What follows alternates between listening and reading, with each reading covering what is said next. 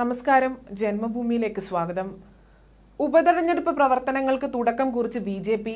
ഇതിന്റെ ആദ്യ പടിയായിട്ടാണ് 2 കേന്ദ്രമന്ത്രിമാർക്കുള്ള സംസ്ഥാനത്തെ ആദ്യ സ്വീകരണം ബി.ജെ.പി. കഴിഞ്ഞ ദിവസം പാലക്കാട് ഒരുക്കിയത്. വരും ദിവസങ്ങളിൽ മണ്ഡലം കേന്ദ്രീകരിച്ചുള്ള പ്രവർത്തനങ്ങൾ സജ്ജമാക്കാൻ ഒരുങ്ങുകയാണ് ബി.ജെ.പി.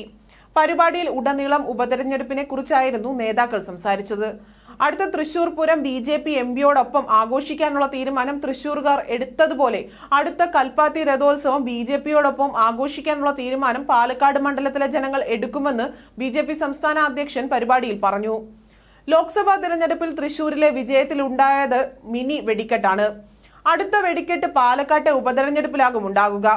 ലോക്സഭാ തെരഞ്ഞെടുപ്പിന്റെ ഊർജ്ജം ഉൾക്കൊണ്ട് പ്രവർത്തിച്ചാൽ പാലക്കാട്ട് താമര വിരിയും എന്നതായിരുന്നു പി.കെ. കൃഷ്ണദാസിന്റെ പ്രതികരണം. നിങ്ങൾ എനിക്ക് പാലക്കാട് തന്നോളൂ, ഈ കേരളം ഞങ്ങളിങ്ങെടുക്കും എന്നായിരുന്നു സുരേഷ് ഗോപിയുടെ വാക്കുകൾ. തൃശൂർ എനിക്ക് ഇഷ്ടമാണ്, എനിക്ക് വേണം. തൃശൂർ എനിക്ക് തരണം എന്നാണ് ഞാൻ പറഞ്ഞത്. അതിനുശേഷമാണ് തൃശൂർ ഞാൻ എടുക്കുക എന്ന് പറഞ്ഞത്.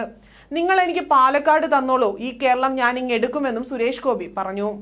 തൃശൂരിലെ വിജയം ആവേശമാക്കി പ്രവർത്തിച്ചാൽ പാലക്കാടും പിടിക്കാനാകുമെന്ന പ്രതീക്ഷയിലാണ് നേതൃത്വം ഇപ്പോഴുള്ളത്. ബി.ജെ.പി. രണ്ടാമത് നിൽക്കുന്ന മണ്ഡലത്തിൽ ശക്തമായ നേതാവ് ഇറങ്ങിയാൽ മണ്ഡലം കൂടെ പോരുമെന്ന് നേതൃത്വം കരുതുന്നുണ്ട്. മണ്ഡലത്തിൽ ശോഭാ സുരേന്ദ്രൻ മത്സരിക്കട്ടെ എന്നാണ് ഒരു വിഭാഗം ഉയർത്തുന്ന ആവശ്യം. RSSനും ഇതേ നിലപാട് തന്നെയാണുള്ളത്.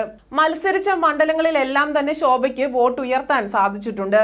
ശോഭ പാലക്കാട് ഇറങ്ങിയാൽ വോട്ട് കുത്തനെ ഉയർത്താമെന്നും അട്ടിമറി ഉണ്ടാകുമെന്നും നേതാക്കൾ കരുതുന്നുണ്ട്.